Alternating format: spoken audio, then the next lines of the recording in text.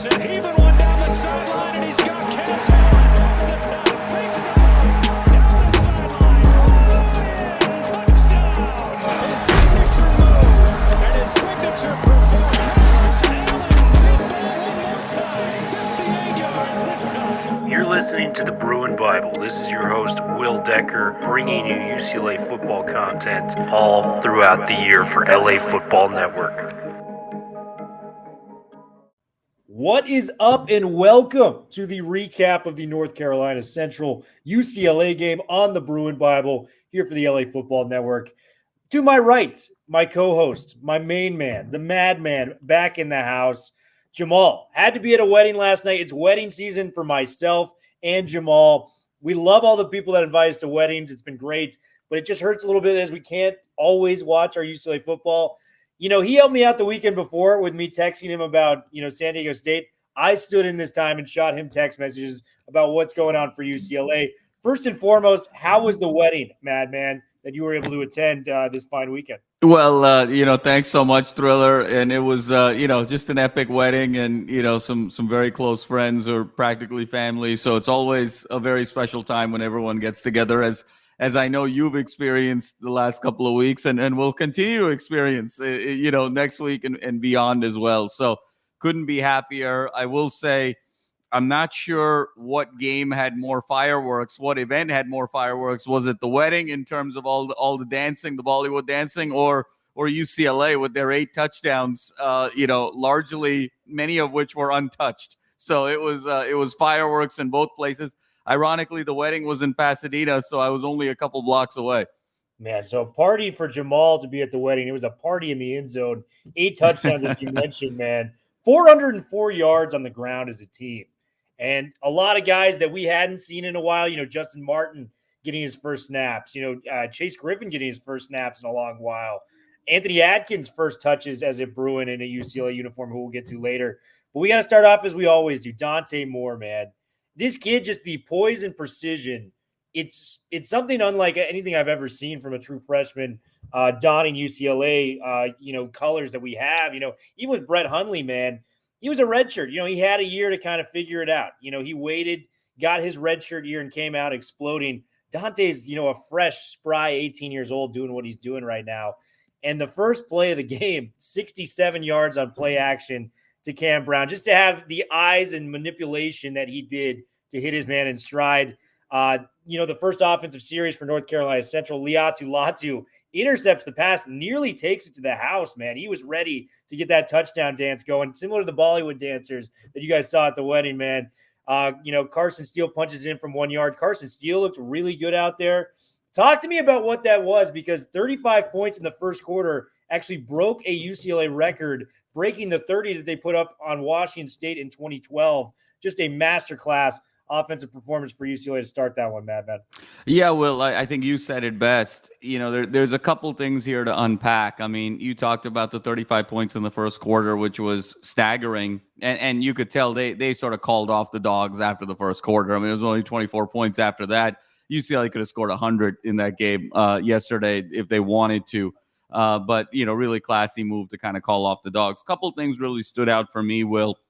One, you mentioned just the professionalism to take care of business. You're a 35-point favorite. You're playing an FCS team, an HBCU.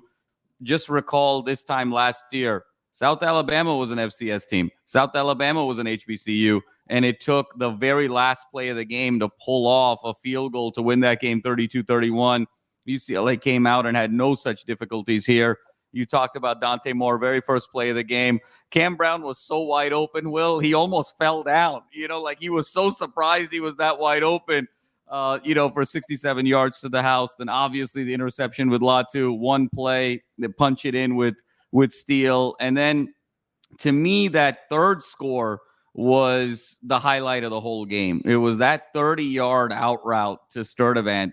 Will, I'll be honest with you, that was an NFL throw if I've ever seen an NFL throw. And I'll go one step further. It might have been the greatest single throw I've seen a UCLA quarterback have probably since the Rosen Texas A&M game, where he did the fake Dan Marino and threw back shoulder to Lasley for the game winner there. But in terms of single throw, That was absolutely staggering. And then you talked about everybody kind of getting in on the act, whether it was Steele, whether it was Harden. Each of them had very nice long touchdown runs. I think the Steele one, off that right edge and went down the sideline, had the closing speed to finish it off.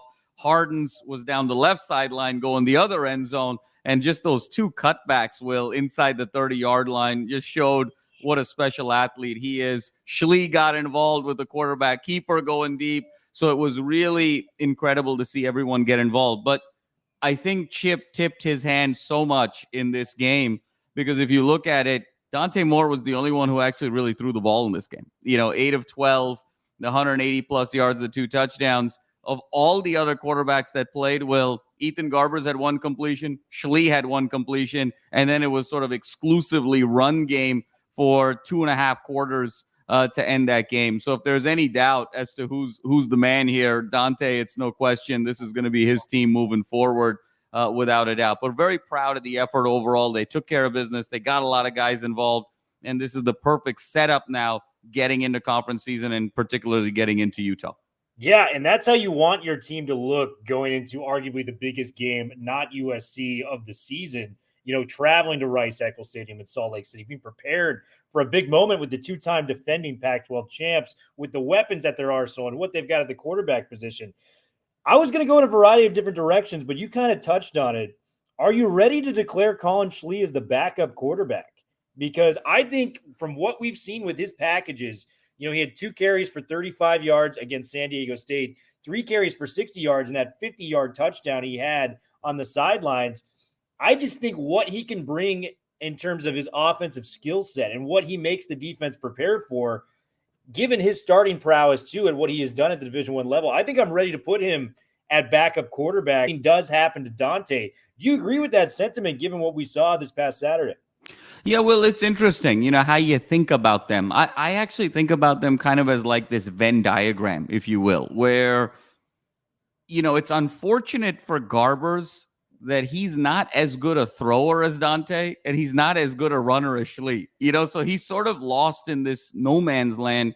But I think we're in a position here with Schlee where he's definitely going to be that running quarterback in certain situations. And I think, Will, you alluded to this, and it took me a couple of weeks to kind of get there, but you talked about that 2006 Florida team where Chris Leak was the starting quarterback. Recall, Chris Leak was a younger guy at that stage as well, and Tebow was just sort of a package quarterback in the red zone and goal line short yardage situations. I actually see a scenario where that is more likely here. It's going to be Dante all the way. I think Schlee's going to come in 3rd and short, 4th and short, inside the red zone. Certain situations where you need that down and distance, where you need that quarterback to be a threat on the ground as well as your running game to kind of come in there. And I think that's where he finds his niche. Now, do I think Schlee is capable of being QB2? I'm not sold quite yet. I mean, let's recall here, Will, he, in a game like this, he still had as many receptions to the other team than he did his own team. I mean, he was 1 for 4 with an interception. So I don't think that really screams confidence as a thrower. I think if there was ever a situation where, God forbid, something happened to Dante, I still think Chip will go to Garbers as like the QB2. But I think we're moving forward into a situation here where it's clearly Dante's team, and Schlee's going to get some usage in certain packages, and Garbers is going to be sitting there with the clipboard until something happens, God forbid, to Moore to kind of get back in it. So I think Garbers is sort of rotationally 3, but he's still QB2. And I think Schlee is rotationally 2 as a package, but he's still QB3, if that makes sense.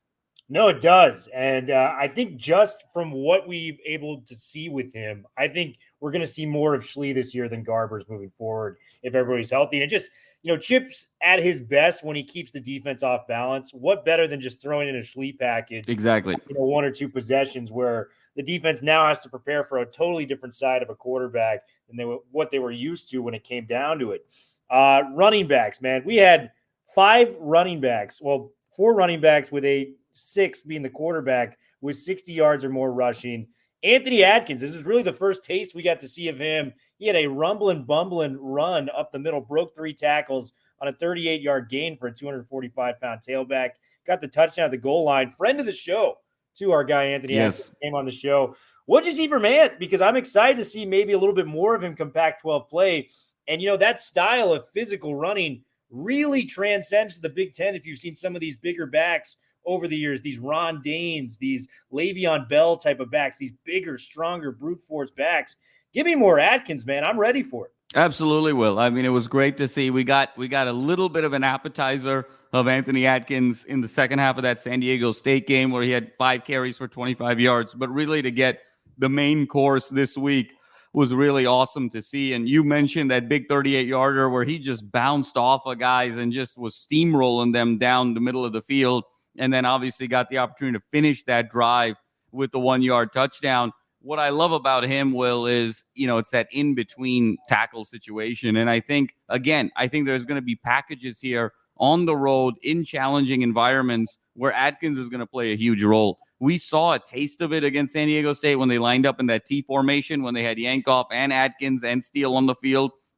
And I think there's going to be more such packages when you go up into Utah, when you go up into Corvallis, when you got to have it on 4th down against SC because you're going shot for shot. So I think, again, Atkins is going to be one of those guys where I see him sort of jumping the rotation and being kind of RB3 at this stage, given what he does really well. I think what's fascinating, Will, is that Atkins and Schlee, to me, it's sort of the same principle that Chip is using right now at different positions. He's basically saying, who is my best overall athlete? Who's my best player at the position? But then beyond that, beyond who's going to be at the top of that rotation, I'm really looking for specialists.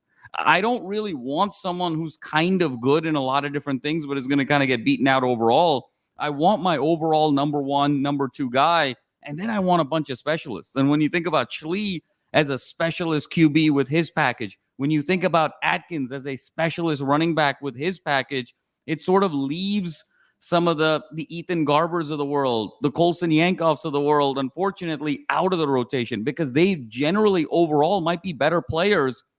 But if they're not the best at something, I think Chip is really prioritizing that in terms of these packages moving forward. So as a result of that, I think Atkins is going to get a lot more playing time in some critical moments in these bigger games down the line. I'm very excited to see it. Yeah, and we talked about Carson Steele, man. 5 carries, 83 yards, had that 42-yard run for a touchdown where they did the T formation, which I think we got to bring more of that, just knowing how much talent we have in the backfield and trying to get all these guys on the field. I mean, Colson Yankoff, we kind of allude to it, RB4 at this point. He had 6 carries, 61 yards, and a touchdown in his own right. This guy was averaging 10 yards a carry. That's a first down every time he touches the ball mathematically. So talk to me about Carson Steele because I think this was his finest moment thus far as being a Bruin. I have always been on the train of TJ Harden, and he really is that home run threat when it comes to Harden. The 62-yard run, that was a thing of beauty, cutting back, making guys miss. He is a speedster on the field. But Carson Steele, man, I really think this is really trending towards more of an RB1, RB1A type of scenario where they're both going to be kind of at the top because Steele really, really impressed the last couple of weeks for me.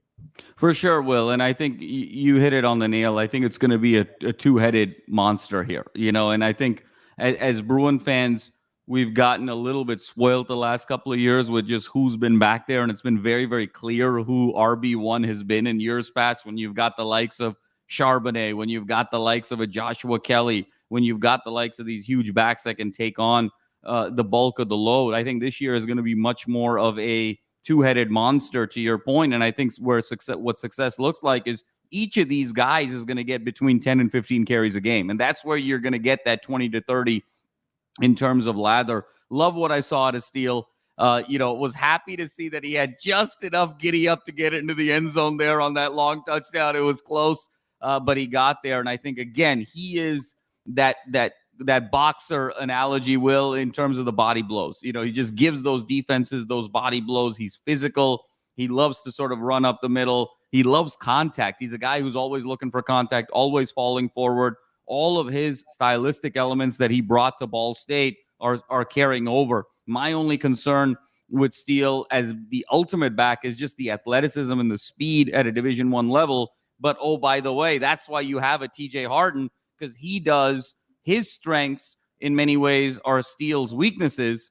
And Harden, maybe not as necessarily as physical a back, are what Steele's strengths are. So they complement each other so well. I completely agree with you. I love what I'm seeing out of him. And you can clearly see, I think, the other element here with Steele that's going to play a big role down the line is ball security. When you see him sort of carry the ball, and he's always high and tight with it. He's always protecting that football while taking, contact and taking the blows. So he's just textbook protecting the ball. You never see him loose with the ball at all. The ball's never far away from the core of his body. And I think those are things that Chip is really valuing, as is Deshaun Foster, as you get into the bulk of the season. So love what I'm seeing out of Carson Steele. Yeah, and to bring it to our next point, the wide receiving room, I want to start off with a guy that has been quiet through the first couple games. 2 catches, 22 yards leading into this game, and then Cam Brown just blows up on the first play. It's good to see him back. Yes. Former Texas A&M transfer. And you remember when we had Jerry Neuheisel on the show, he was the first receiver that guy mentioned. That was not by accident, too. A guy that he claimed has not dropped a ball at UCLA since he has been there. A guy that has been through the thick of it, really has been a part of the fabric of UCLA turning around its program. It was just good to see a veteran guy, a guy the fans are familiar with, that we've rooted for time and time again, come away with a big-time touchdown catch on that. What was that play like? And do you think we can see a little bit more of Cam Brown going to this Utah game, especially with a veteran, experience that he can bring to the table? Yeah, well, what I really loved was with Cam Brown, he burst on the scene 2 years ago. We all remember that Fresno State game. He kind of set the Rose Bowl on fire. And then we were just waiting. We've been waiting for him to sort of replicate that over a multi-game sequence and just see what he's absolutely capable of. So it was just great to see him re-emerge, if you will. I think he had a great spring, great fall, to Jerry Neuheisel's point.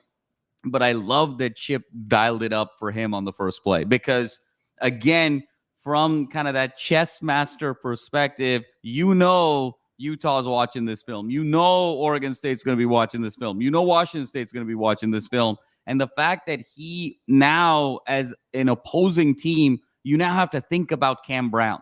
You saw Sturdivant. You saw Loya.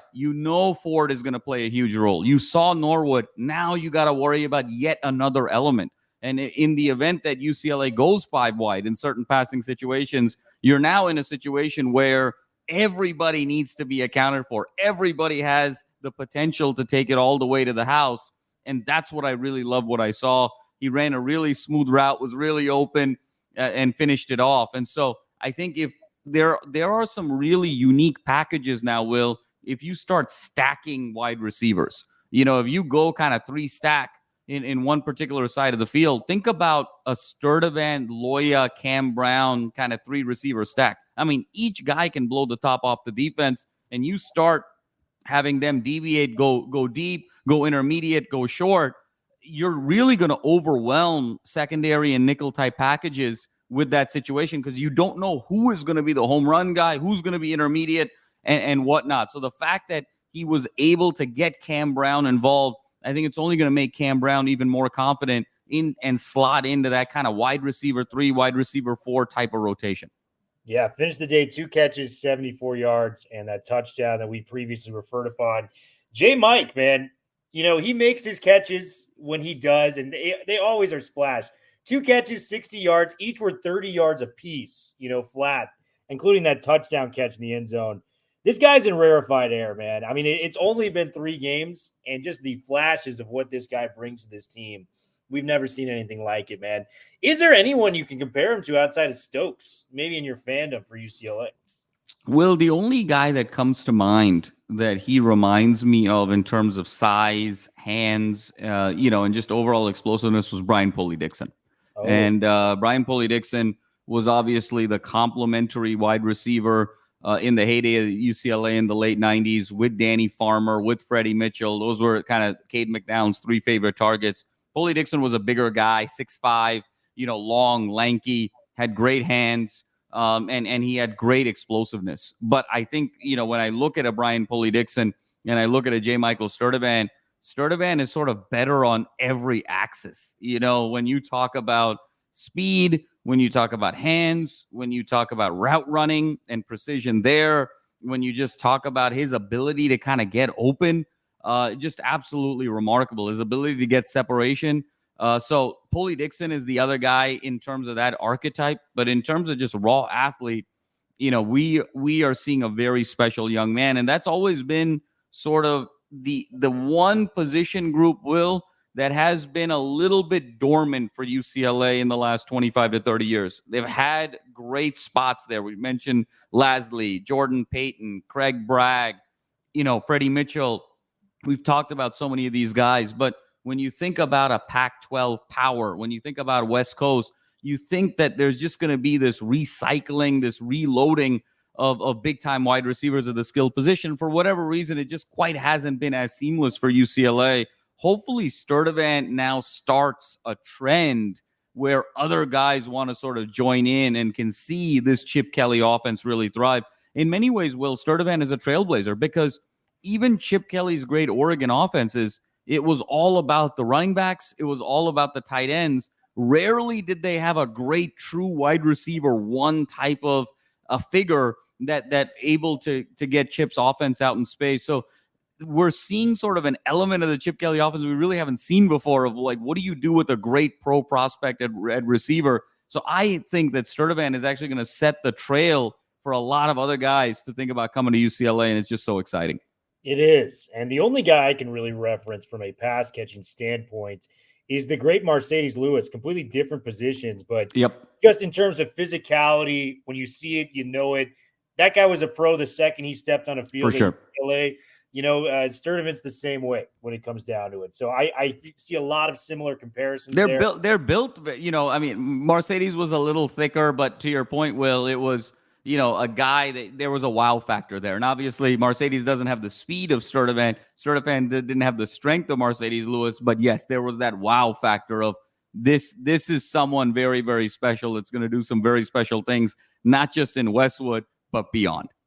Both physical freaks, man. And let's take it to the defensive side of the ball. And this is per Ben Bolch's article. You know, defense has really been the Achilles heel of this team dating back, you know, to the Chip Kelly era, the beginning of it. This is from Ben. UCLA has held all three opponents under 20 points for the first time since the 2009 season to start off the year. Talk to me about the defense. We didn't get a lot of the starters, but what we saw from the starters was fantastic. Latu had that 25-yard interception. We're nearly punching in. The Murphy twins were getting involved. Shout out to Donovan Palat, too. Came in on a really nice sack on a safety corner blitz type of scenario. Talk to me what you saw from the defense, because I thought they were outstanding as well. They were outstanding, Will. And one of the things that I was sort of mentioning, I think Ben Bolch said it really well in terms of the kind of the three straight. One of the things that I was mentioning in my writing this week was I wanted to see just a sound situational football out of the defense, particularly the secondary, but also the front seven. And that's what we got. And we got a team that was very dominant early in this game, 3-and-outs, turnovers, really just suffocated this NC Central team from the start. And what was very encouraging was that you saw the same outcomes from the same schemes with different players. And that's when you know you're building a system, because there was an interchangeability of the parts. You saw the same aggressiveness from the front seven in terms of rushing the quarterback, both up the middle as well as off of the edges. You saw running back containment, and then you saw the secondary play really well, sound man-to-man situational football with their one-on-one matchups with the receivers. And so the fact that there wasn't this significant drop-off, not just in terms of outcomes, but also in terms of discipline.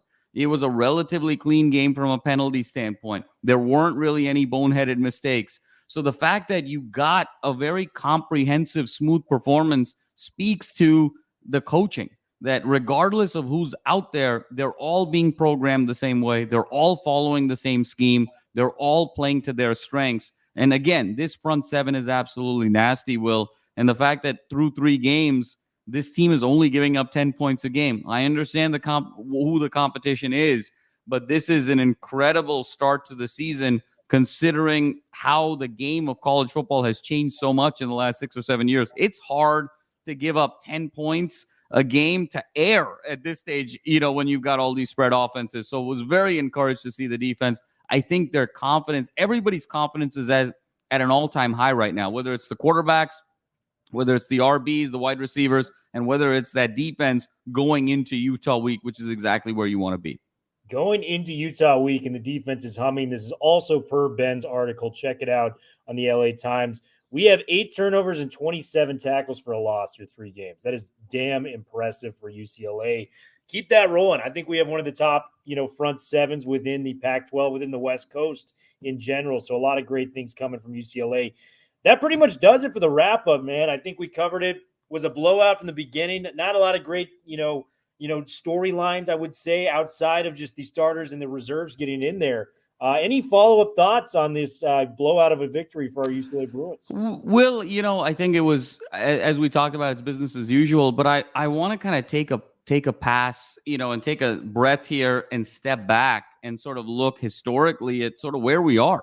And what was significant about this victory was really twofold. One is it's the first time in the Chip Kelly era that he's over 500. Now, Chip is now 30-29. And think about the first 2 seasons that he had, 3-9 and 4-8 to start, 7-17. And now over the last 3.5 years, let's call it, because the COVID year was a half year, to go from 7-17 to get past the 500 mark, I don't think is something that should be forgotten or just brushed aside. Really historic win for Chip. And it also brings us to my second point. We are in the midst. It may be hard to believe, given how polarizing Chip can be. You and I know how important he is to this team. We're so pro Chip in terms of where this future is going. But obviously, he can be polarizing at times. Sometimes, he plays coy with the media. He's books and ball, which we love, but some other fans may not appreciate as much. A lot of questions about his ability to recruit in the transfer portal, yada, yada. But when you look at this now, Will, we are in the midst of the 3rd greatest run of UCLA football in the last 35 years. If you date back to the start of the 21 season, UCLA's won 20 out of their last 28 games. That has only been bested twice. The 97-98 season when UCLA won 20 out of 24 with Bob Toledo and McNown, which was the heyday, going back-to-back Cotton Bowl and Rose Bowl, and then 13-14 with Mora when he won 20 out of 26. And bookended it with a win in the Sun Bowl and then a win in the Alamo Bowl. So we are at the 3rd best stretch run here, 20 out of 28 games with Chip. We haven't quite had that signature bowl victory yet, so it might not feel that way.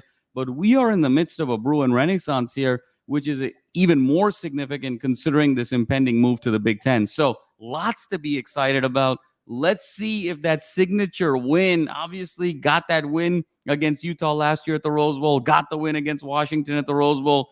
Does it begin with a signature road win this week to really start putting an exclamation mark on this incredible run that Chip has put together?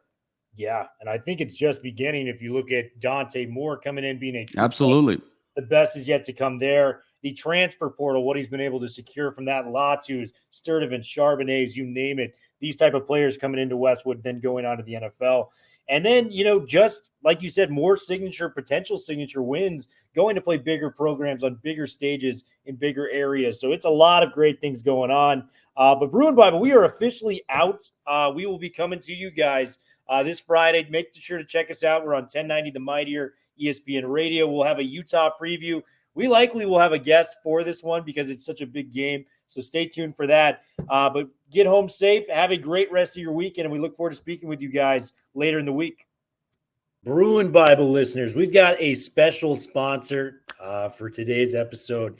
It is AG1. AG1 has been something that I've really enjoyed using in my spare time. 75 high-quality vitamins, minerals, and whole-source food nutrients in one scoop that you can use into your water. You stir it up. I use it before my workouts, before I start my day, and it has totally given me the energy I need to do the little things in life, like going to work, getting extra, an extra boost, a second wind, if you will, for a workout. Before I play pickleball with my friends, it puts you in a good spirit of mind, and you're doing the healthiest possible thing by putting AG1 in your body. Make sure to check us out and get a special deal with the Bruin Bible. It's www.drinkag1.com/Bruin Bible to get the special deal that we provide. Once again, www.drinkag1.com/Bruin Bible to get that special deal. Now, back to the Bruin Bible.